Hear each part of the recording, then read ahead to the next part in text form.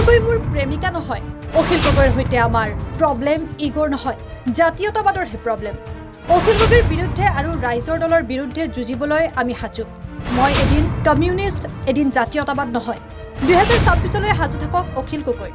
2025ত গঠন হ'ব বীৰ লাচিত সেনাৰ ৰাজনৈতিক দল আমি কেতিয়াও লাল সালাম কৈ পোৱা নাই আমি জয়াই অসম কোৱা মানুহ অখিল গগৈ আমাৰ বাবে শিৱসাগৰত জিকিছিল কিন্তু হেয়া স্বীকাৰ কৰিবলৈ নিবিচাৰে অখিল গগৈ আমাৰ সৈনিকক কোনোবাই আহি প্ৰহাৰ কৰিব আৰু আমি বহি থাকিম হেয়া কেতিয়াও হ'ব নোৱাৰে ৰাইজৰ দলৰ সদস্য আছে কিন্তু আমাৰ সেনা আছে হুংকাৰ বীৰ লাচিত সেনাৰ নেতা শৃংখল চলিহাৰ শুনোৱা হওক শিৱসাগৰ সমষ্টিৰ বিধায়ক অখিল গগৈৰ সন্দৰ্ভত কি কৈছে শৃংখল চলিহাই বিপৰীত অখিল গগৈ বিপৰীত কথা নাই কথাটো হৈছে অখিল গগৈয়ে 2021 পৰা আজিলৈকে এটা কথা স্বীকাৰ নকৰিলে যে বীৰ লাচিত সেনাই অখিল গগৈক জিকাইছিলে অখিল গগৈক মই এটা লগ পাইছিলোঁ তেখেতে ক'লে তেওঁ পদাতিক সৈন্য আছে তেওঁ খুব পপুলাৰ মানুহ সেইকাৰণে শিৱসাগৰত জিকিলে তহঁতৰ কোনো ভূমিকা নাই বুলি ক'লে মোক গুৱাহাটীত ক'লে সেইদিনা তাৰপৰা আমি একো নাই কথাবিলাক এটা কথাটো হৈছে বীৰ লাচিত সেনাৰ লগত এটা সংঘাত কৰিব লৈছে ৰাইজৰ দলে সংঘাতটো আমাৰ হ'ব লাগিছিলে বিজেপিৰ লগত আমাৰ সংঘাতটো হৈছে ৰাইজৰ দলৰ লগত কালি অখিল গগৈ পিয়ে আমাৰ ল'ৰা গাড়ী ৰখাই পেলাই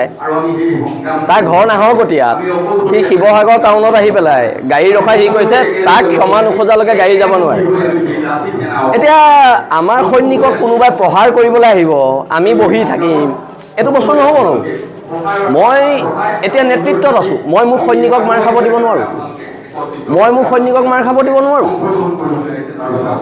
আৰু ৰাইজৰ দলৰ সদস্য আছে আমাৰ সেনা আছে আমাৰ সৈনিক হয় আমাৰ সদস্য নাইতো আমি সৈনিক হয় আৰু মই মোৰ সৈনিকক মাৰ খাব দিব নোৱাৰোঁ কথাটো স্পষ্ট আৰু যদি যুদ্ধ হয় আৰু কথাবিলাক কি খালি পিছফালৰ পৰা হ'ব নালাগে যদি লাগিম বুলি কৈছে লগালগ কওক প্ৰেছত কওক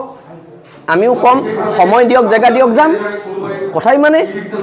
হয়নে নহয় ৰাজনৈতিক যুদ্ধ হ'ব আৰু নীতি আদৰ্শৰ ক্ষেত্ৰত ৰাজনৈতিক যুদ্ধ হ'ব মই এদিন কমিউনিষ্ট এদিন মই জাতীয়তাবাদী নহয় আমি জাতীয়তাবাদী মানুহ আমি লাল চালাম কৈ পোৱা নাই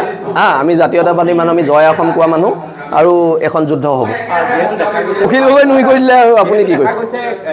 কালি যিখন যুদ্ধ হ'ল বীৰ লাচিত সেনাৰ বাছ হয় বীৰ লাচিত সেনাৰ সৈনিকৰ বাছ তেওঁ আমাৰ নগাঁও জিলা সমিতিৰ সদস্য হয়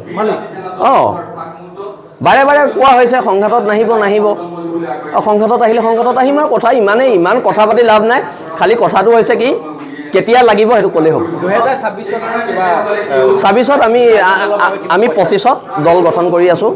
আজি অলপ ক্ষোভত কৈ দিছোঁ মই এনেই কোৱা নাছিলোঁ 2025ত আমি দল গঠন কৰি আছোঁ আৰু যুদ্ধ হ'ব আৰু খুব ধুনীয়া যুদ্ধ হ'ব মহিলাগৰাকী মোৰ মামী হয় ৰূপা বৰা মোৰ মামী হয়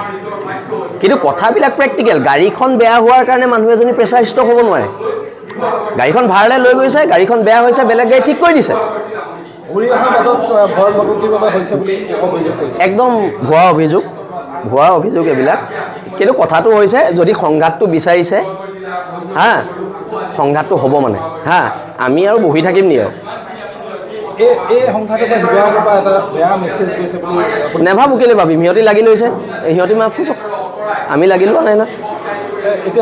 খালি বীৰ লাচিত সেনাৰ সৈনিকৰ নিৰাপত্তাৰ দায়িত্ব মই যিহেতু নেতৃত্বত আছোঁ মোৰ ওপৰত আছে আমাক কোনো সৈনিকৰ ওপৰত আঘাত হ'বলৈ নিদিওঁ 2026ত ৰাইজৰ দলৰ বা শৃংখল চলীয়া নহয় প্ৰত্যাহ্বান বীৰ লাচিত সেনা অসম হ'ব মই অকলে এটা শক্তি নহয় যিহেতু নস্যাতে কৰিলে আমি জিকোৱা নাই বুলি তেওঁ বোলে পদাতিক সৈন্য আছিলে পদাতিক সৈন্যই জিকালে তেনে বীৰ লাচিত সেনা ল'ৰাবোৰ ওপৰত উৰি ফুৰিব লাগিব এই ইলেকশ্যনৰ সময়ত হয় নাই আমি অখিল গগৈ বক্তব্যৰ পিছত আচলতে শৃংখল চলীয়া বা বীৰ লাচিত সেনাই ক'ৰবাত ক্ষোভিত হৈছে যে যিহেতু আপোনালোকে কৰাৰ পিছতে যে ৰেকগনাইজেশ্যনটো বিধায়ক নিলে তেনেকুৱা এটা ইগ'ৰ প্ৰব্লেমৰ কিবা আছে নেকি ইগ'ৰ প্ৰব্লেম নাই জাতীয়তাবাদৰ প্ৰব্লেম আছে প্ৰব্লেমটো ইগ'ইষ্টিক নহয় জাতীয়তাবাদৰ লগত প্ৰব্লেম ইগ'ৰ প্ৰব্লেম হ'বলৈতো অখিল গগৈ মোৰ প্ৰেমিকা নহয়তো ইগ'ৰ প্ৰব্লেম হ'বলৈ অখিল গগৈ মোৰ প্ৰেমিকা হ'লে বেলেগ কথা আছিলে যে মোৰ ইগ'ৰ প্ৰব্লেম হৈছে হয়নে অখিল গগৈ মোৰ প্ৰেমিকা নহয়তো আৰু সেইকাৰণে আমি এখন যুদ্ধ কৰিম 2026লৈ চব সাজু থাকক আৰু এইকেইদিনত লাগিম বুলি কৈছে কোনদিনা লাগে সময় দি দিয়ক আমাৰ ল'ৰাবোৰ ব্যস্ত থাকে যোনদিনে সময় দিব আমি তাতে পাই যাম হয়নে আৰু আমি আকৌ মৰম কৰিলে খুব ধুনীয়াকৈ মৰম কৰোঁ নিউজ ডেস্ক সৰুপথাৰ প্লাছ